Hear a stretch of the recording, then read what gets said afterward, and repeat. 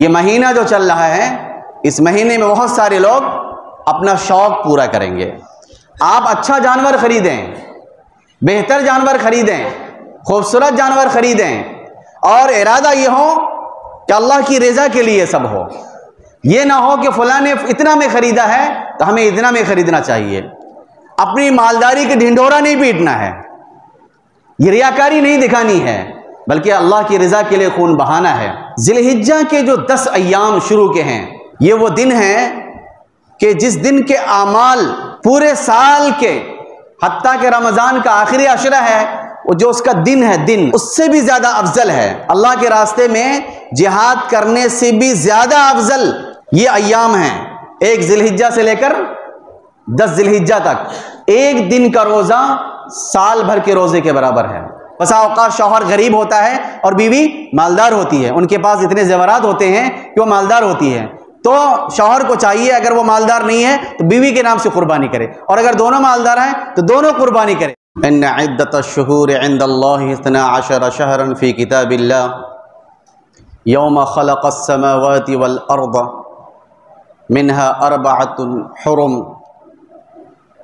ذلك الدین القیم فلا تظلموا فیہن انفسکم۔ وقال تعالی والفجر وليال عشر۔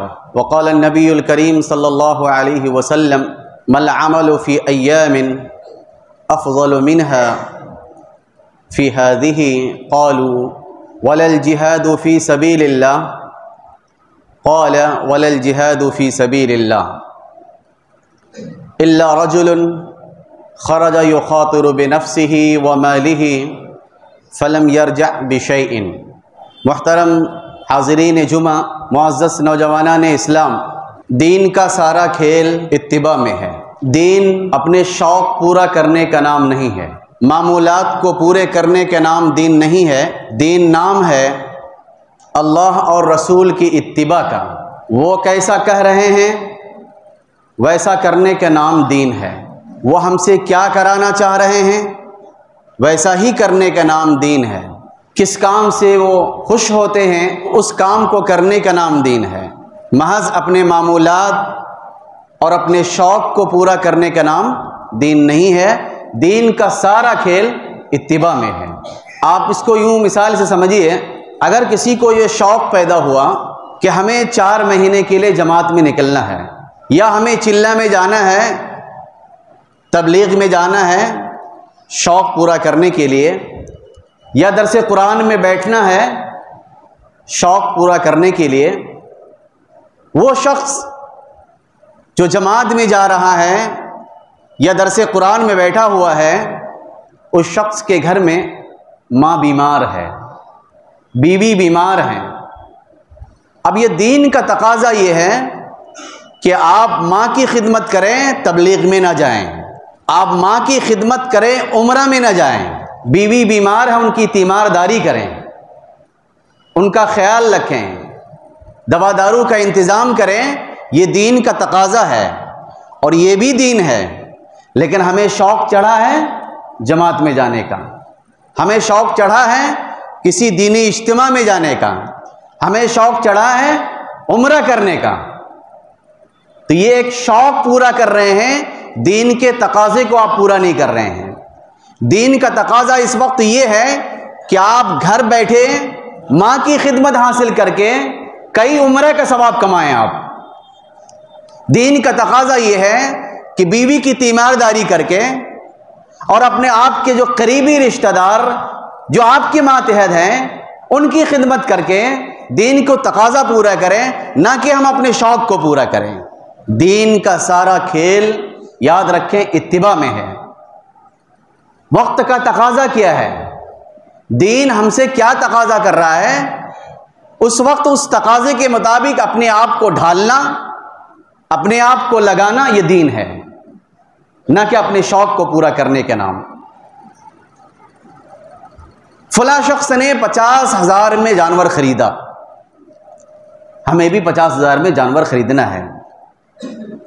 یا فلاں شخص نے 1 لاکھ کا جانور خریدا تو ہم 1.5 لاکھ کا جانور خریدیں گے، 2 لاکھ کا جانور خریدیں گے۔ یہ شوق ہے، دین نہیں ہے، یا آپ اپنے شوق کو پورا کر رہے ہیں، دین یہ تقاضا نہیں کر رہا ہے۔ یا بقرعید آ رہی ہے اور ہمیں اس بقرعید میں زیادہ سے زیادہ گوشت کھا کر اپنے شوق کو پورا کرنا ہے، اس لیے ایک بڑا سا جانور خرید کے ہمیں قربانی کرنی ہے، تو آپ اپنے شوق کو پورا کر رہے ہیں۔ دین کا تقاضا یہ ہے کہ رضائے الہی کے لیے آپ خون بہائیں۔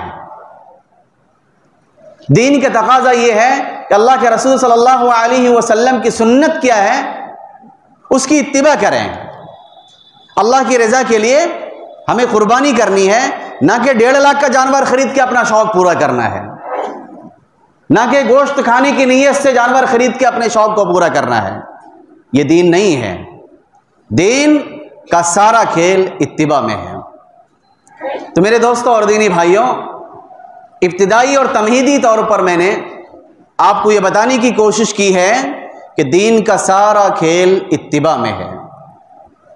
حضرت اویس قرنی تمام تابعین میں سب سے زیادہ عظیم تابعی، سب سے زیادہ محترم تابعی حضرت اویس قرنی ہیں۔ نبی کریم صلی اللہ علیہ وسلم کے زمانے میں موجود ہیں۔ وہ چاہتے تو مدینہ جا کر کے اللہ کے رسول کو دیکھ کر کے صحابی کی ایک فہرست، جو خوبصورت فہرست ہے، اس فہرست میں، اس زنجیر میں شامل ہو سکتے تھے، لیکن ماں کی خدمت نے انہیں روک رکھا۔ گھر میں ماں بیمار ہے، دین کا تقاضا یہ ہے کہ اس ماں کی خدمت کی جائے۔ ماں کی خدمت کے لیے انہوں نے صحابیت کو قربان کر دی۔ تو ہمیں یہ دیکھنا ہے کہ اس وقت دین کا تقاضا کیا ہے۔ اگر شوق پورا کرنا ہوتا، صحابی بننا ہوتا، تو چل کر جاتے قرن سے مدینہ، اللہ کے رسول کے سامنے پہنچتے اور جلیل القدر صحابی کی فہرست میں ان کا نام آتا۔ لیکن انہوں نے دین کے تقاضے کو یہ سمجھا کہ ماں کی خدمت کرنا زیادہ اہم ہے بنسبت اس کے کہ مدینہ جا کر صحابی بنا جائے۔ وہ مقام ہے کہ اللہ کے رسول حضرت عمر فاروق رضی اللہ تعالیٰ عنہ سے کہہ رہے ہیں کہ جب قرن پہنچو تو اویس قرنی ایک شخص ہے، ان کے لیے اپنی مغفرت کے لیے دعا کروا لینا۔ دین کے تقاضے کو پورا کیا تو صحابہ کرام آتے تھے ان سے اپنے لیے مغفرت کی دعا کروانے کے لیے۔ امیر وقت، حاکم وقت، امیر المؤمنین، خلیفہ راشد حضرت عمر فاروق، حضرت علی مرتضیٰ، بہت سارے صحابہ کرام ان کے اپنے لیے مغفرت کی دعا ان سے کرواتے تھے۔ کیوں؟ اس وجہ سے انہوں نے دین کے تقاضے کو پورا کیا، صحابیت کو قربان کی، ماں کی خدمت کی۔ تو میرے دوستوں اور دینی بھائیوں، یہ مہینہ جو چل رہا ہے، اس مہینے میں بہت سارے لوگ اپنا شوق پورا کریں گے۔ آپ اچھا جانور خریدیں، بہتر جانور خریدیں، خوبصورت جانور خریدیں، اور ارادہ یہ ہو کہ اللہ کی رضا کے لیے سب ہو۔ یہ نہ ہو کہ فلاں نے اتنا میں خریدا ہے تو ہمیں اتنا میں خریدنا چاہیے۔ اپنی مالداری کے ڈھنڈورا نہیں پیٹنا ہے، یہ ریاکاری نہیں دکھانی ہے، بلکہ اللہ کی رضا کے لیے خون بہانا ہے۔ بلکہ ممکن یہ ہو، اگر آپ کے لیے ممکن ہو کہ آپ 3 لاکھ 4 لاکھ 5 لاکھ روپے کے جانور خرید کے قربانی کر سکتے ہیں، تو کوئی 1-2 جانور نہ خریدیں، بلکہ 10-20 جانور خرید کے ان کا گوشت تقسیم کر دیں۔ یہ رضا الہی ہے اور دین کا تقاضا ہے۔ یاد رکھیں، میں نے آپ کے سامنے کلام پاک کی جو آیت سورہ توبہ کی پڑھی تھی، ان عدت الشہور عند اللہ 12 شہرا فی کتاب اللہ۔ اللہ کے نزدیک کتاب اللہ میں مہینوں کی گنتی 12 ہیں۔ ان 12 مہینوں میں سے 4 مہینے انتہائی محترم ہیں، قابل احترام ہیں۔ منہا 4 حرم، ان میں سے 4 مہینے محترم ہیں، قابل احترام ہیں۔ فلا تظلموا فیہن انفسکم، ان 4 مہینوں میں اپنے آپ پر ظلم نہ کرو، انہیں گناہ نہ کرو، تم سے بہت بڑے گناہ اور جنگ و جدال نہ ہو، جھگڑے نہ ہو، تنازع نہ ہو، کیونکہ 4 مہینے محترم ہیں۔ ان 4 مہینوں میں سے 3 مہینہ لگاتار ہیں، ابھی اس مہینے میں آج 24 ذی القعدہ ہے، یہ مہینہ محترم مہینہ ہے. اس کے بعد جو ذی الحجہ کا مہینہ آنے والا ہے وہ مہینہ محترم ہے. اس کے بعد جو محرم کا مہینہ آنے والا ہے وہ بھی مہینہ محترم ہے. اور اس کے بعد رمضان سے پہلے شعبان اور اس سے پہلے رجب کا مہینہ محترم ہے. تو 12 مہینوں میں سے 4 مہینے محترم ہیں اور 4 میں سے 3 لگاتار ہیں. اور ذی القعدہ کی آج 24 تاریخ ہے اور اس کے بعد جو ذی الحجہ کا مہینہ آنے والا ہے، ان 4 میں سے بھی کیٹیگری ذی الحجہ کے سب سے اعلیٰ ہے. ان 4 محترم مہینوں میں سے ذی الحجہ کا مہینہ سب سے زیادہ محترم ہے. پھر ذی الحجہ کا مہینہ میں سے 10 دن اول شروع کے ابتدا کے 10 دن وہ ان 30 دنوں میں سے سب سے بہتر ہے. پھر 10 میں سے سب سے 10واں جس روز ہم لوگ قربانی کرتے ہیں، یہ تو پورے سال 365 دنوں میں سے سب سے افضل دن ہے. پھر اس سے پہلے 9 ذی الحجہ کو یوم عرفہ جس کو بولتے ہیں وہ بہت زیادہ افضل ہے. وہ آنے والا مہینہ جو ذی الحجہ کا ہے وہ قابل احترام پورا مہینہ تو ہے ہی، ساتھ ساتھ ابتدا کے 10 دن بھی بہت محترم ہے. اس کے بعد 9 تاریخ کو محترم ہے، 10 تاریخ محترم ہے، 11 تاریخ محترم ہے، 12 اور 13 تاریخ محترم ہے.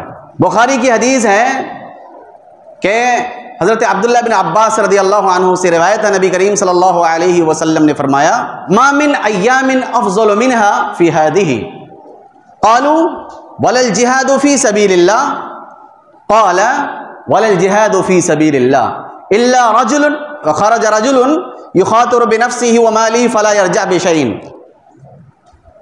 کہ ذی الحجہ کے جو 10 ایام شروع کے ہیں، ایک سے لے کر کے 10 ذی الحجہ تک، یہ وہ دن ہیں کہ جس دن کے اعمال پورے سال کے، حتیٰ کہ رمضان کا آخری عشرہ ہے، وہ جو اس کا دن ہے، دن رات کی بات نہیں ہو رہی ہے، دن اس سے بھی زیادہ افضل ہے.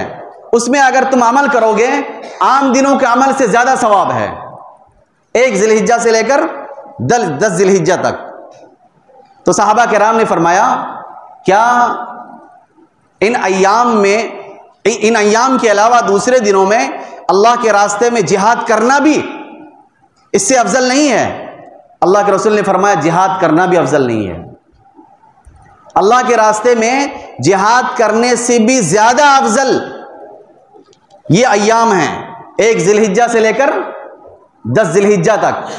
الا رجل خرج یخاطر بنفسه وماله فلم يرجع بشيء، مگر وہ شخص جو اپنی جان اور اپنے مال کو خطرے میں ڈال کر کے اللہ کے راستے میں نکلا اور کچھ واپس نہیں ہوا، وہ بھی شہید ہو گیا، مال بھی ختم ہو گیا، وہ شخص ان ایام سے زیادہ افضل ہے. اتنی فضیلت ہے کہ مفسرین نے لکھا ہے اور محدثین نے لکھا ہے کہ رمضان کا آخری عشرہ جو روزے کے دن ہوتے ہیں ان دنوں سے بھی زیادہ افضل یہ دن ہے. اور یہ وہ دن ہے اللہ تبارک و تعالیٰ نے ان ایام کی قسم کھائی ہے، والفجر ولیال عشر، فجر اور 10 راتوں کی قسم. اللہ تبارک و تعالیٰ جب کسی ایام کی قسم کھاتے، کسی چیز کی قسم کھاتے ہیں، اس چیز کی اہمیت کو بڑھانا مقصود ہوتا ہے. عشرہ ذی الحجہ کی اللہ تبارک و تعالیٰ نے قرآن میں قسم کھائی ہے.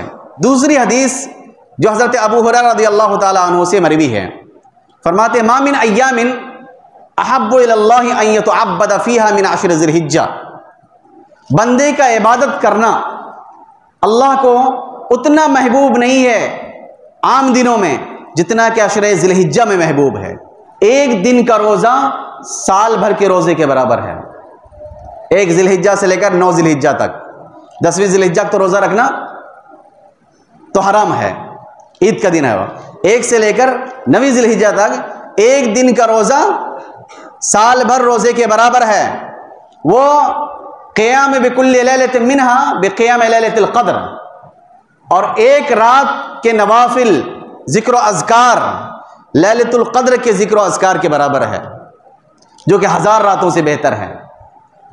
یہ حدیث سن لیں آپ. اس کے بعد دیکھیے 9 ذی الحجہ یوم عرفہ جس کو بولتے ہیں، یوم عرفہ کا روزہ، صیام یوم عرفہ انی احتسب علی اللہ ان یکفر السنۃ التي بعده والسنۃ التي قبله.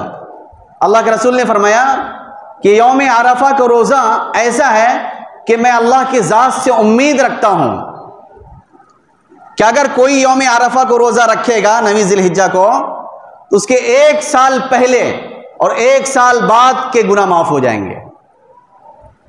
یعنی اللہ کے رسول تمام انبیاء کے سردار نبی کریم صلی اللہ علیہ وسلم اللہ کی ذات سے امید لگائے بیٹھے ہیں کہ اگر کوئی یوم عرفہ کو روزہ رکھے گا 1 سال پہلے اور 1 سال بعد کے صغیرہ گناہ معاف ہو جائیں گے. کبیرہ گناہ کے لیے تو آپ کو توبہ کرنی پڑے گی, اللہ کے سامنے رونا اور گر گڑانا پڑے گا, اور بندوں کے اگر حقوق کی حق تلفی ہوئی ہے ان سے معاف کروانا پڑے گا. لیکن صغیرہ گناہ جو ہے 1 سال پہلے کے اور 1 سال بعد کے گناہ معاف ہو جائیں گے. پہلے کے گناہ تو سمجھ میں آ رہا ہے کہ بھئی پہلے آپ نے گناہ کیا تو معاف ہو گیا, لیکن جو سال ابھی آنے والا ہے اس میں تو ہم نے گناہ کیا نہیں ہے, وہ کیسے معاف ہو گیا؟ تو اس میں تمام محدثین نے یہ کہا ہے کہ آئندہ سال جو گناہ ہونے والا ہے جو آپ سے صغیرہ, اللہ تبارک و تعالیٰ ان صغیرہ گناہ سے روکتا ہے, بچنے کی توفیق دیتا ہے. اس صورت میں کہا گیا ہے کہ آئندہ سال کے بھی گناہ معاف ہو جاتے ہیں. میرے دوستوں اور دینی بھائیوں, میں نے آپ کے سامنے 3 حدیثیں رکھی ہیں اور کلام پاک کی سورہ توبہ کی آیت پڑھی, پھر اس کے بعد والفجر ولیال عشر پڑھی. تمام باتوں کا خلاصہ یہ ہے کہ اللہ تبارک و تعالی ہم گنہگار بندوں کو سال میں کچھ ایام, کچھ مہینے, کچھ اوقات اس لیے دیتے ہیں تاکہ ہم اللہ کے سامنے روئیں, گڑ گڑائیں اور اپنے گناہ کی معافی کروائیں اور اپنے درجات کو بلند کروائیں, اللہ کی رضا چاہیں. یہ تمام فضائل آنے کے بعد بھی اگر ہم نے ذی الحجہ کے مہینے کی قدر نہیں کی, ذی الحجہ کے مہینے میں ہم نماز سے غافل رہے, ذی الحجہ کے مہینے میں نیکیوں سے اگر ہم غافل رہے, تو اس کا مطلب یہ ہے کہ قیامت کے روز آپ کو جواب دینا مشکل ہوگا. ایک شخص تمہارے سامنے ذی الحجہ کے مہینے کی فضیلت بتا رہا تھا, یوم عرفہ کے بارے میں تمہیں بتایا گیا تھا اور 10 ایام کے بارے میں تمہیں بتایا گیا تھا, لیکن تم نے ایک کان سے سنی وہ بات دوسرے کان سے نکال دی. اللہ کے یہاں جواب دینا ہم سب کو مشکل ہو جائے گا, ہمارا مطالعہ کرنا مشکل, جو ہم نے مطالعہ کیا ہے, جو ہم بتا رہے ہیں. اللہ تبارک و تعالی ہمیں خود قیامت کے روز ہم سے پوچھے گا کہ تم تو بتائے تھے لیکن تم نے کتنا عمل کیا, اور آپ سے پوچھے گا تم تو سنے تھے, تم نے کتنا عمل کیا. تو میرے دوستوں اور دینی بھائیوں, یہ جو سنا رہے ہیں ہم سب کے محبوب اور ہم سب کے آقا اور ہم سب کا ملجا و ماوا نبی کریم صلی اللہ علیہ وسلم کا فرمان ہے. اس فرمان کے مطابق ہمیں زندگی گزارنی ہے اور ذی الحجہ کے پورے مہینے کی قدر کرنی ہے, 10 دن جو ہے اس کی قدر کرنی ہے. میں یہ نہیں کہہ رہا ہوں کہ 1 تاریخ سے لے کر 9 تاریخ تک روزہ رکھیں آپ. اگر آپ کے اندر سکت ہے تو روزہ رکھیے, اگر نہیں تو کم سے کم 1-2 روزہ رکھ لیں, وہ بھی نہیں تو 1 رکھ لیں. اور اگر واقعتاً بہت مصروف ہے, مزدور ہیں, آپ کو روزانہ کام کرنا پڑتا ہے, تو آپ کم سے کم اس کے ایام اور اس کی جو راتیں ہیں ان ایام اور راتوں میں نمازیں پڑھ کر کے اللہ کی رضا حاصل کریں. جو بھی آپ کی حالت ہے اس حالت کے مطابق آپ عمل کریں. ان ایام میں روزہ رکھنا فرض نہیں ہے, روزہ تو یہ نفل اور سنت ہے, لیکن اس کا مقام اتنا ہے 1 دن کا روزہ سال بھر کے روزے کے برابر ہے. 1 رات کی عبادت لیلۃ القدر کی عبادت کی طرح ہے. تو ہم سب کو اس کی قدر کرنی چاہیے. پھر سنت, ہم لوگ عام طور سے ہماری زبان پہ یہ بات آتی ہے یہ تو سنت ہے, یہ تو نفل ہے, یہ تو مستحب ہے, ہماری زبان پر اس طرح کی باتیں آتی ہیں. یاد رکھیں, سنت اور نوافل, ذکر و اذکار, تلاوتیں, قرآن کا مطالعہ اور اس کی تفسیر کا مطالعہ, یہ وہ چیزیں ہیں جس سے آپ اللہ کو قرب حاصل کریں گے. نماز نہیں پڑھیں گے تو اس کے بدلے میں آپ کو سزائیں ملیں گی, کیونکہ وہ فرائض ہیں. فرائض تو بہرحال آپ کو کرنا ہی ہے, نہ کریں گے تو ایمان سے ہی خارج ہونے کا امکان ہے. لیکن نوافل اور ذکر و اذکار جو ہیں اس سے اللہ کا قرب حاصل ہوتا ہے. اب اس کو یوں ہی نہ بولیں یہ تو مستحب ہے, یہ تو سنت ہے, یہ تو فلاں ہے, نہیں بھی کریں گے تو چلے گا, نہیں. یاد رکھیں, حضرت ایک مرتبہ نبی کریم صلی اللہ علیہ وسلم جمعے کے روز خطبہ دے رہے تھے. تو مسجد کے چاروں طرف کچھ نوجوان کھڑے وہ خطبہ سن رہے تھے. اللہ کے رسول صلی اللہ علیہ وسلم نے فرمایا کہ نوجوانوں بیٹھ جاؤ. نوجوانوں جو لوگ کھڑے ہو مسجد کے اطراف میں وہ بیٹھ جائیں اپنی جگہ پر. حضرت عبداللہ بن مسعود رضی اللہ تعالیٰ عنہ اس وقت آ رہے تھے, مسجد میں داخل نہیں ہوئے تھے, وہ سڑک پہ تھے. اللہ کے رسول کی آواز حضرت عبداللہ بن مسعود کے کان میں پہنچی, آپ سڑک پہ تھے اسی جگہ بیٹھ گئے.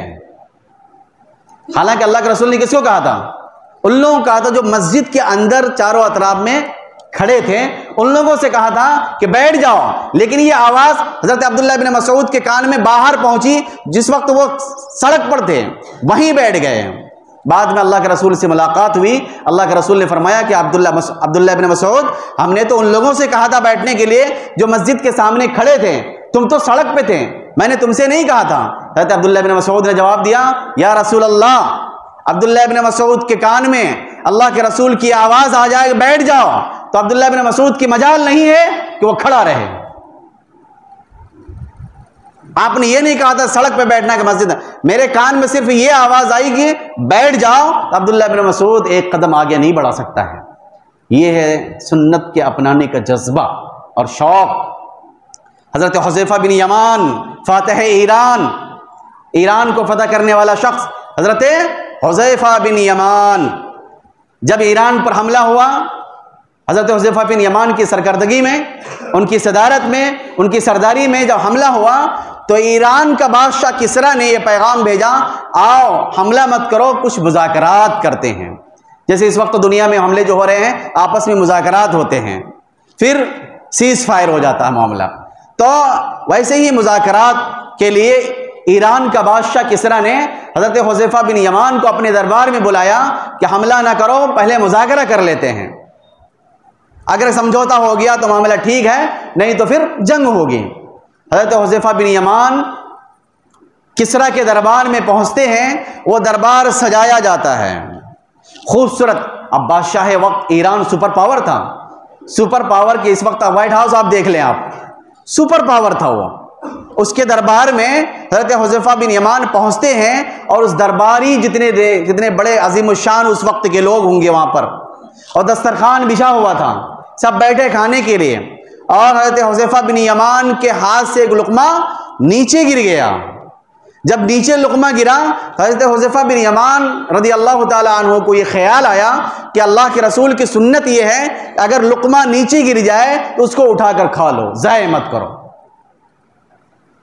یا لقمہ نیچے گر جائے اور اس میں کچھ مٹی وغیرہ لگ جائے, کچھ کچرا لگ جائے, اس کو صاف کر کے لیکن لقمہ کھا لو, کیونکہ کھانے کے کس دانے پر رزق اللہ نے لکھا ہے یہ تم نہیں جانتے ہو سکتا ہے کہ وہ رزق اسی دانے پر ہو جو دانہ گرا ہے. حضرت حذیفہ بن یمان کو یہ حدیث یاد آ گئی, یہ سنت یاد آ گئی, تو بھری مجلس میں تمام لوگوں کے درمیان کسرا کے دربار میں وہ لقمہ ہاتھ سے اٹھاتے ہیں اور منہ میں لیتے ہیں, تو بازو والے نے کونی ماری, یہ تم کیا کر رہے ہو, سپر پاور کسرا کے دربار میں ہو, تم گرے ہوئے لقمہ کو اٹھا کر کھاؤ گے تو لوگ تم کو کیا کہیں گے. تو اس وقت بلند آواز سے انہوں نے کہا کہ اترک سنت حبیبی لہؤلاء الحمقى, کیا میں اپنے حبیب کی سنت, کیا رسول پاک صلی اللہ علیہ وسلم کی سنت کو ان احمقوں کی وجہ سے چھوڑ دوں. یہ جذبہ ہے سنت پر عمل کرنے کا, کہ سپر پاور کے دربار میں پہنچ کر ان کو احمق کہا جا رہا ہے. بآواز بلند سب کے سامنے پر کہا, کیا میں ان احمقوں کی وجہ سے اللہ کے رسول کی سنت کو چھوڑ دوں؟ ممکن نہیں ہے. تو میرے دوستو یہ نہ کہیں کہ یہ سنت ہی تو ہے, یہ تو مستحب ہی تو ہے, یہ نہیں بھی کریں گے تو چلے گا, ایسا نہ کہیں. نبی کریم صلی اللہ علیہ وسلم سے جب تک آپ کو اپنی جان, اپنے والدین کی جان, پوری دنیا میں جتنی چیزیں اس سے بڑھ کر محبوب نہ ہوگی, تب آپ کا اور ہمارا ایمان مکمل نہیں ہو سکتا ہے. اور محبت کا تقاضا ہے کہ محبوب کا ہر کردار اپنایا جائے, محبت کا تقاضا ہے محبوب کے ہر اعمال, ہر احکام, ہر اشارے, ہر جذبے کو قبول کیا جائے, اس پر عمل کیا جائے, یہ محبت کا تقاضا ہے. تو میرے دوستوں اور دینی بھائیوں, کبھی یہ نہ سوچیں یہ مستحب ہے, چونکہ ہم لوگ عام طور سے سنتوں سے اب آہستہ آہستہ الگ ہوتے جا رہے ہیں۔ یہ کہہ کر کے تو سنت ہی تو ہے، نبی کریم صلی اللہ علیہ وسلم کی سنتوں پر عمل کریں گے ہمیں سربلندی حاصل ہوگی، ہمیں مقام حاصل ہوگا۔ ہم جب اگر کسی کمپنی میں کام کریں، کسی کے یہاں اگر جاب کریں، کہیں جائیں اور یہ شرط رکھے تمہیں اس سنت پر عمل نہیں کرنا ہے، فلاں نماز نہیں پڑھنی ہے اور داڑھی نہیں رکھنی ہے اور تمہیں یہ نہیں کرنا ہے اور تم کو نہیں لگنا چاہیے کہ تم مسلمان ہو، اگر آپ کے سامنے اس طرح کی چیزیں آئیں تو حذیفہ بن یمان رضی اللہ تعالی عنہ کا یہ جملہ جو تاریخ ساز اور تاریخی جملہ ہے، اترک سنت حبیبی لہؤلاء الحمقاء، کیا میں ان احمقوں کی وجہ سے اللہ کے رسول کی سنت کو چھوڑ دوں؟ یہ جملہ آپ کے ذہن میں رہنا چاہیے۔ کمپنی چھوڑ دو، جاب چھوڑ دو، رزق کا مالک اللہ ہے۔